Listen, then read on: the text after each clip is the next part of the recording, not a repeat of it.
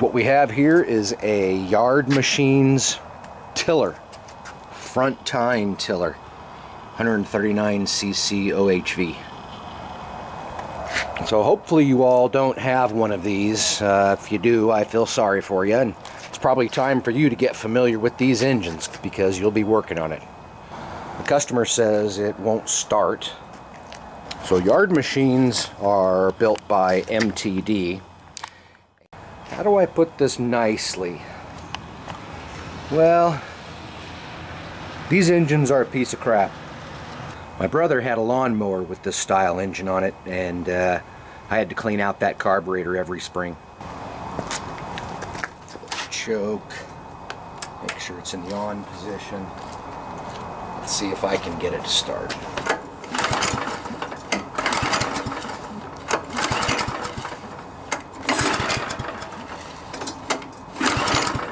Nope. So I'm assuming we have something wrong with the carburetor. More than likely it just needs the fuel system cleaned out, carburetor cleaned out, new spark plug, that sort of thing. Let's check it out. I'm going to take off this cover here.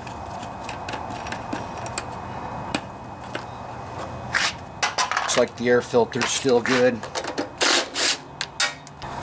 So you have your two nuts here, and you have one bolt here.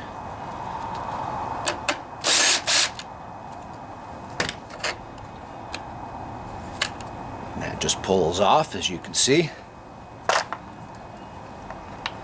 Alright, now we can get to the carburetor. Let's start by draining the gas.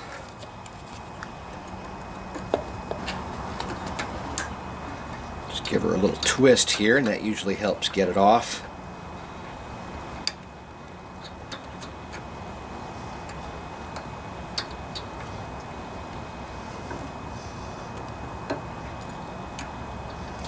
Just pry it off like that. Sometimes you can just pry it off.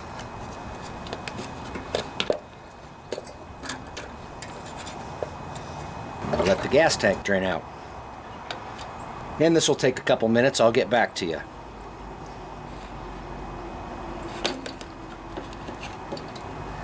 Okay, let's try and take this carburetor off of here. Looks like, let's take that piece off. Don't lose it.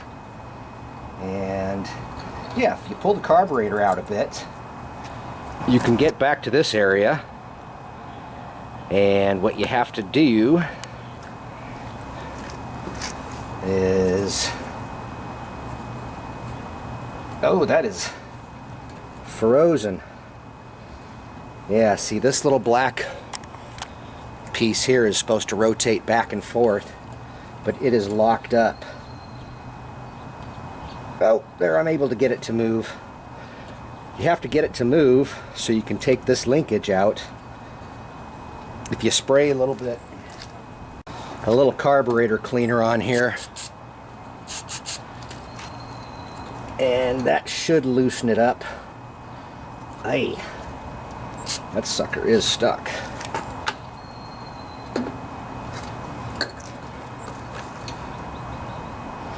So we'll fix that when we get it out, but for now we have to rotate it all the way clockwise.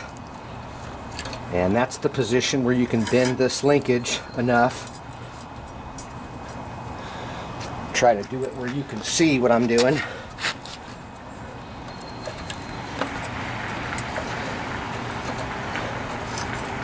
And it just pulls out like that. It just goes in and out once you get it at the right angle. And if you're careful, you can just take off the spring here. Now, the carburetor is loose except for your choke linkage. And what you want to do is just continue to pull it out. And you can get it off. And if you rotate the carburetor this way, it slides right out. There you go. Let's take a look inside this thing. Okay, you're going to get some gas that comes out. This is my 10mm socket here. take off the float bowl, and this will tell us a lot what the inside of the carburetor looks like. Confirm our suspicion that it's plugged up. Yeah, it's not real bad, but it's dirty enough. I'm sure things are plugged up. Oh yeah, definitely there's a lot of stuff in there. So pull out the pin, that's your float pin, and if you turn it like this, oh dang, that sucker is frozen in there. Normally this just lifts right out, but it's gooed up so much it won't come out. Let me try a little bit of carburetor cleaner here.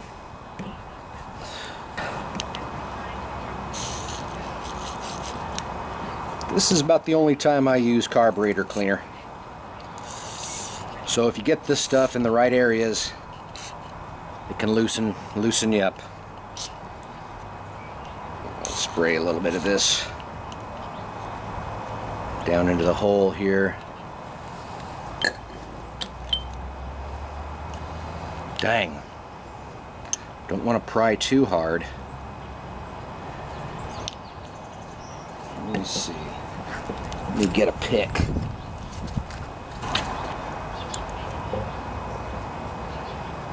Oh, there we go. Little help from a pick. I think things have finally loosened up in there from the carburetor cleaner. Yeah, look at all that stuff on there. Definitely needed to be cleaned up.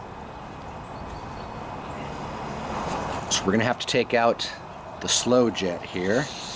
Just clean up that side of the carburetor a bit. Now you can see the float bowl. You can see the float bowl gasket stayed up in there, so we'll just leave it. Try not to get any carburetor cleaner on there because they can swell up, and then you have to replace them. Yeah, see, there's a lot of built up residue on there that needs to be cleaned up. So I'm going to get a toothbrush and some carburetor cleaner and get to work cleaning all this up. But first I want to take out the main jet and the nozzle. So spray some carburetor cleaner in there to loosen it up. Now this procedure can be a little sketchy because you don't want to strip it out in there. You see, that's your main jet up in there, and it's a flat screwdriver that goes in there, but not all screwdrivers fit. So this is a special one. You can see how it's shaped, but you can make your own. That gets down in there. Sometimes I use this long one, which can do the job, but it looks like this one's going to be the best screwdriver for the job. So just make sure you have a good secure grip before you try to loosen it, because if you strip that out, you're going to be hating life, and you'll probably have to replace your carburetor.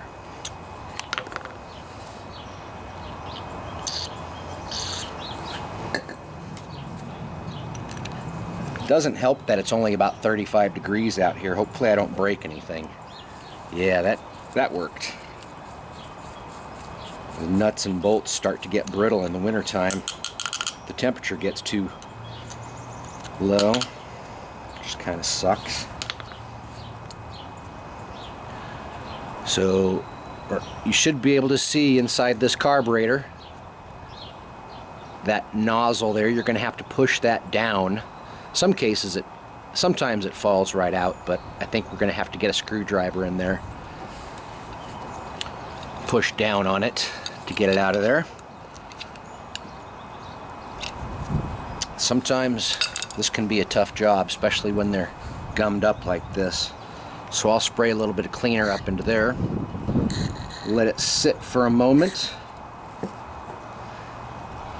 can see we almost have the main jet out of there. It usually comes out with a little bit of coaxing, just like that. The nozzle, however, or the emulsion tube, is still up in the carburetor. and you can see it in through there, hopefully. It's just a brass tube about 1.5 inches long. I'm going to continue to use some carburetor cleaner to try to get that emulsion tube to loosen up, because they can be a pain in the rear to get out of there sometimes.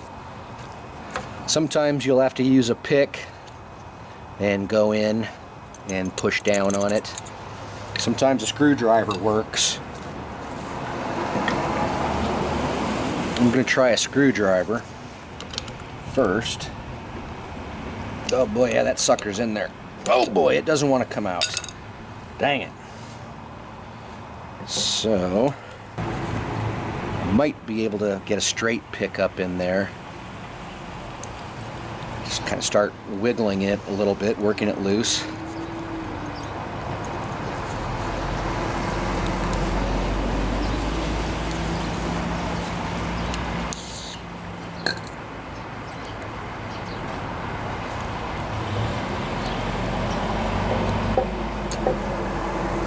See if we can push down on it now. Oh yeah, that helped. Woo, it just came shooting out of there. Slow motion.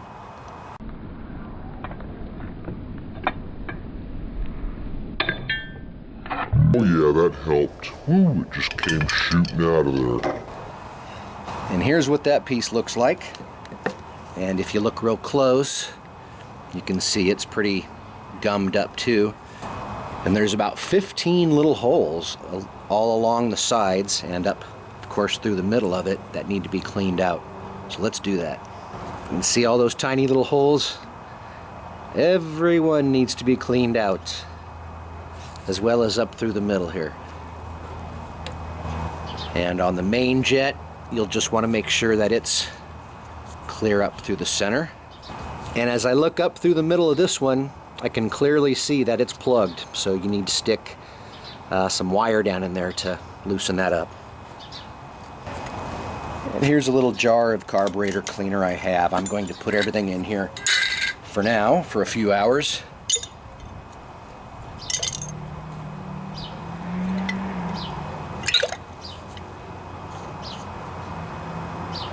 Yeah, it's pretty nasty. Whoop. Let all the metal, let all those components soak.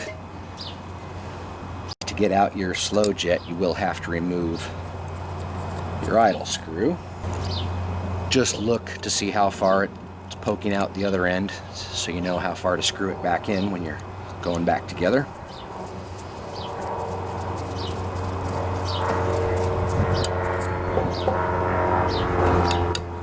This component is very fragile, so be very careful. It basically just pushes in and pops out, but it's very easy to break, and there's very small little O-rings on here that you want to be careful not to damage. And I would not recommend spraying carburetor cleaner on this, because it can destroy those tiny little O-rings. You can see you have a passageway down in there. And there's actually a passageway up through the middle of this jet. So we need to make sure that that's cleared out. It's very, very small. But if it's plugged, it'll affect the way your engine starts and how it runs. So this is the type of wire I used to poke up into these jets. It's copper, so it won't scratch the brass jet. And it's about the only thing small enough to get up into some of these holes.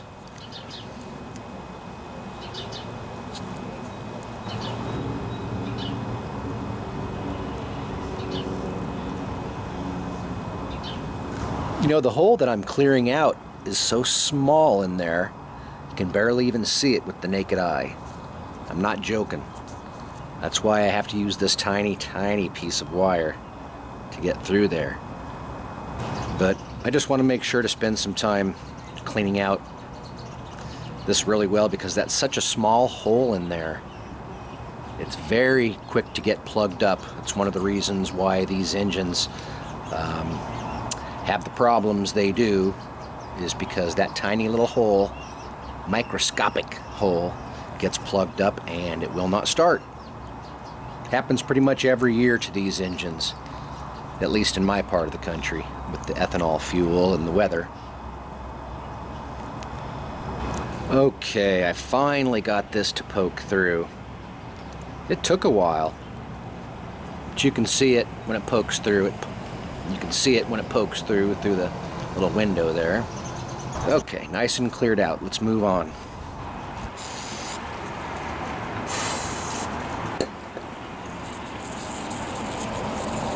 Make sure to clean all this up. See, it comes off pretty easily with some carburetor cleaner and a toothbrush. I also brought a Q-tip to get down into these holes here. You don't want to put anything sharp down into your float valve hole. You can damage it really easily.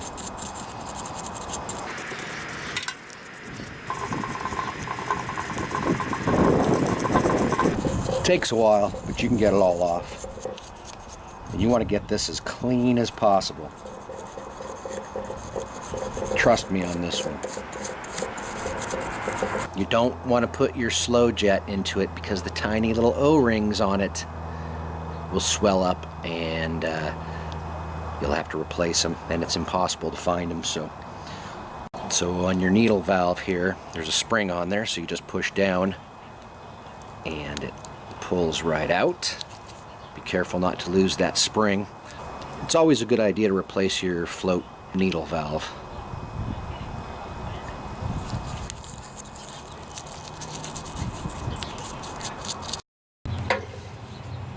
So you can see we're still kind of locked up here. So that's the plate it actuates, and there's a rod that goes down through, so if you can get some cleaner down in there, you can usually just work it loose.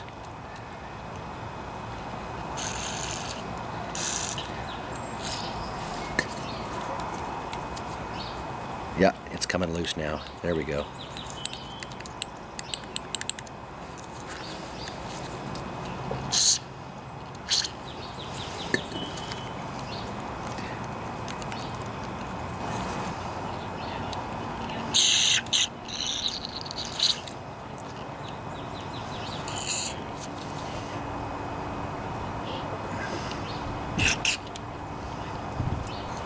And you'll want to clean out up into there. Make sure there's no gunk up in there. Okay, so the carburetor's all cleaned out. I have the jets and the nozzle, the emulsion tube here all cleared out. So you can see the holes in there. I have the hole cleared out through the main jet. So it goes in like this.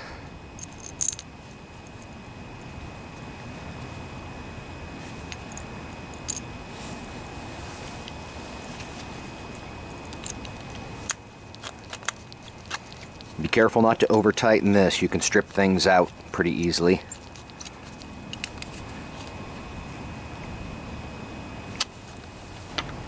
I'm going to reuse this float valve for now. I cleaned it off really good. I didn't see any damage on the rubber tip. If you could see a groove in it or any chunks taken out, then it's worn. But for now we're going to reuse it. It's easy enough to replace. If we have to do that, we can replace it with the carburetor on the machine. So we'll put our little spring on here, and yeah, I'll try to show you how it pops into place without losing that spring. There we go. So the spring stays underneath like that. And I'll make sure to clean this out one last time. We want a nice smooth seat in there. You don't ever want to poke anything hard down in here. You can scratch the seat and then it won't seal.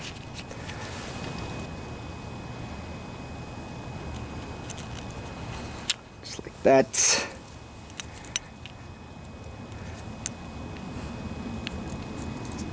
All right. Float bowl O-ring back in place. And I managed to get most of the rust out of the inside of the float bowl, so we're looking good there.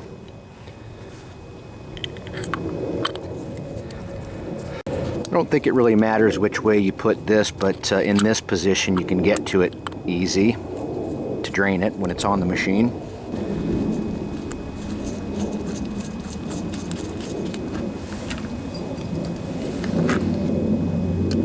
Not too tight, you can break it. That should be good. All right, now to put in the slow jet. We're good to go back in. To get it to slide into here, I usually put some lubricant on it.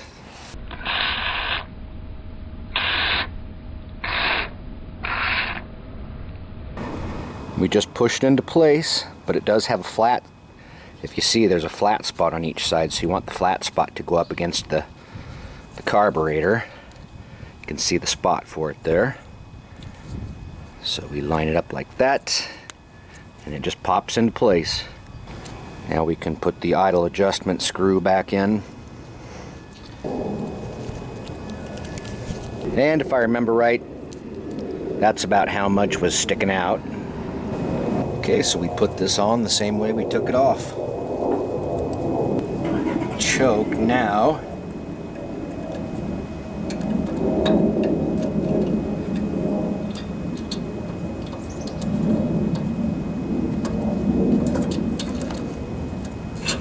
Just push it into place. Line up this back throttle linkage here. Let's push it.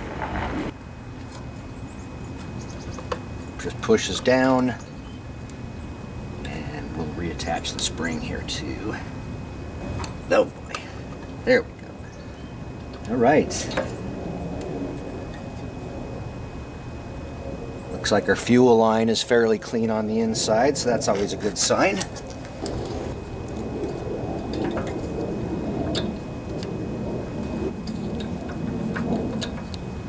Okay. Don't forget to plug this back in. And this gasket spacer. Let's see, which way does this go? Like this.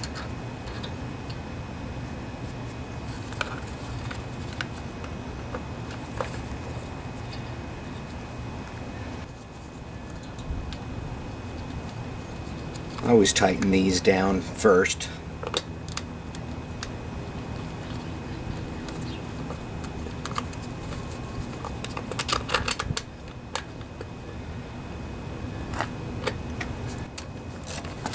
Tighten these babies down evenly,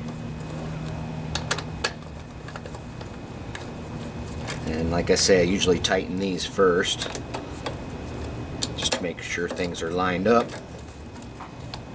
Not too tight, you can break it, but tight enough to cinch it down on all the gaskets.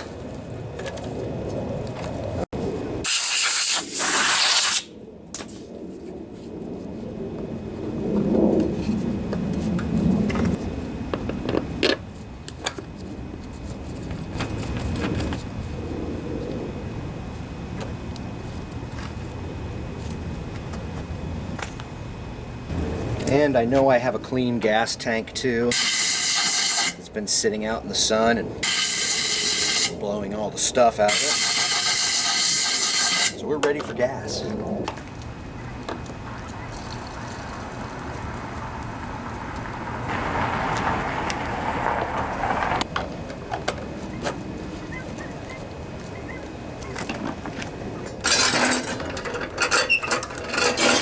Okay.